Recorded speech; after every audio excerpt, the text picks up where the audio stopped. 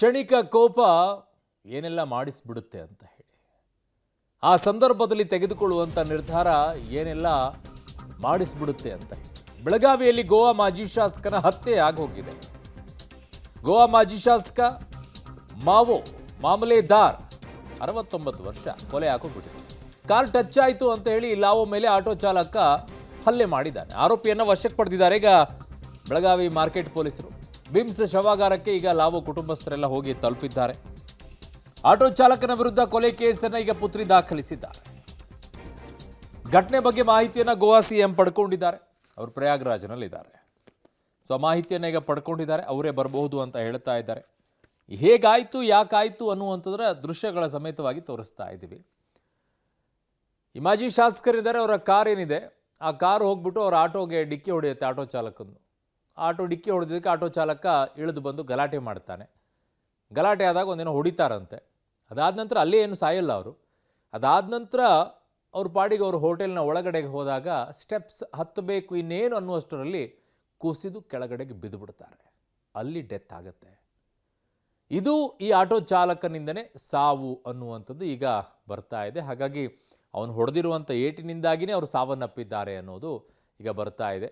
ಇನ್ನು ಮರಣೋತ್ತರ ಪರೀಕ್ಷೆ ಕೂಡ ನಡೀತಾ ಇದೆ. ನನ್ನ ಸಹೋದ್ಯೋಗಿ ಬೆಳಗಾವಿ ಪ್ರತಿನಿಧಿ ದಿಲೀಪ್ ಕುರಂದ್ವಾಡಿ ನನ್ನ ಸಂಪರ್ಕಕ್ಕೆ ಸಿಗ್ತಾ ಇದ್ದಾರೆ. ದಿಲೀಪ್, ಕ್ಷಣಿಕ ಮಾತ್ರದಲ್ಲಿ ಕೋಪ ಏನೆಲ್ಲ ಮಾಡಿಸ್ಬಿಡುತ್ತೆ ಅಂತ ಹೇಳಿ. ಈಗ ಮಾಜಿ ಶಾಸಕ ಸಾವನ್ನಪ್ಪಕ್ಕೆ ಆಟೋ ಚಾಲಕನೇ ಕಾರಣ ಅನ್ನುವಂಥದ್ದನ್ನು ಪ್ರೂವ್ ಮಾಡೋದು ಕೂಡ ಕಷ್ಟ ಆಗಿಬಿಡುತ್ತೇನೋ. ಅವ್ರಿಗೆ ಕೊಟ್ಟಂಥ ಕಪಾಳಿಗೆ ಹೊಡೆದಂಥ ಏಟಿನಿಂದನೇ ಸಾವನ್ನಪ್ಪಿದ್ದಾರೆ ಅನ್ನುವಂಥದ್ದು ಕೂಡ ಮರಣೋತ್ತರ ಪರೀಕ್ಷೆಯಲ್ಲೂ ಕೂಡ ಗೊತ್ತಾಗಬೇಕಾಗತ್ತೆ.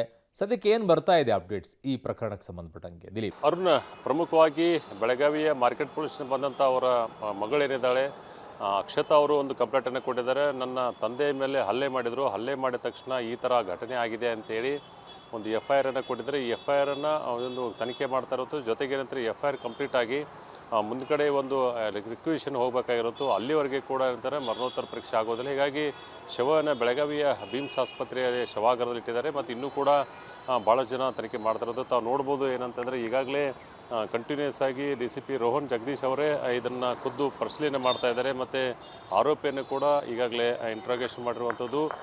ನಮ್ಮ ಜೊತೆ ರೋಹನ್ ಜಗದೀಶ್ ಅವರಿದ್ದಾರೆ, ಬನ್ನಿ ಅವರನ್ನು ಮಾತಾಡ್ಸೋಣ. ಸರ್, ಏನೇನಾಯ್ತು? ಈ ದಿನ ಸುಮಾರು 1 ರಿಂದ 1:30 ಸಮಯದಲ್ಲಿ ನಮ್ಮ ಕಡೆ ಬಜಾರ್ ರೋಡಲ್ಲಿ ಶ್ರೀನಿವಾಸ್ ಲಾಡ್ಜ್ ಅಂತ ಹೇಳಿ ಒಂದು ಲಾಡ್ಜ್ ಇದೆ. ಆ ಲಾಡ್ಜಲ್ಲಿ ನಮ್ಮ ಗೋವಾ ರಾಜ್ಯದ XMLA ಅವರು ವಾಸ ಮಾಡ್ತಿದ್ರು.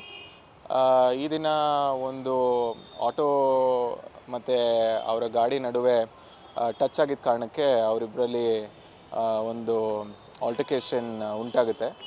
ಆ ಸಮಯದಲ್ಲಿ ಆಟೋ ಚಾಲಕ ಇದ್ದವನು ಅವರ ಕಪಾಳಕ್ಕೆ ಹೊಡಿತಾನೆ. FIRನ ಮಾಡ್ತಿದ್ದೀವಿ. ಆಟೋ ಚಾಲಕನಿಗೆ ಹೊಡಿತಾನೆ. ಹೊಡೆದಾದ ನಂತರ ಅವರ ಲಾಡ್ಜಿನ ಮೆಟ್ಲ ಮೇಲೆ ಹತ್ಕೊಂಡು ಹೋಗಿ ಅಲ್ಲಿ ರಿಸೆಪ್ಷನ್ ಏರಿಯಲ್ಲಿ ಅವರು ಕುಸಿದು ಬೀಳ್ತಾರೆ. ಆನಂತರ ಅವ್ರಿಗೆ ಹಾಸ್ಪಿಟ್ಲಿಗೆ ರವಾನೆ ಮಾಡಿ